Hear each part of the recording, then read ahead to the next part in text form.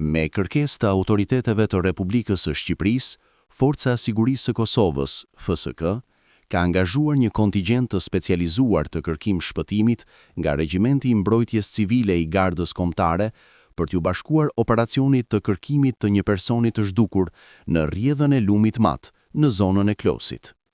Operacioni kërkim shpëtimi ka zgjatur 10 ditë dhe është zhvilluar në bashkëpunim të ngushtë me autoritetet shqiptare. Pas angazhimit intensiv në terren, ekipet e përbashkëta kanë arritur të lokalizojnë dhe të gjejnë trupin e pajet të personit të humbur. Komandanti i Forcës së Sigurisë së Kosovës, General-Lejtnant Bashkim Jashari, në emër të tij personal dhe të gjithë personelit të FSK-s, ka shprehur ngushëllimet më të sinqerta për familjen dhe të afërmit e viktimës. Ai gjithashtu ka falenderuar personelin e angazhuar për përkushtimin, profesionalizmin dhe disiplinën e treguar gjatë realizimit të këtij misioni humanitar.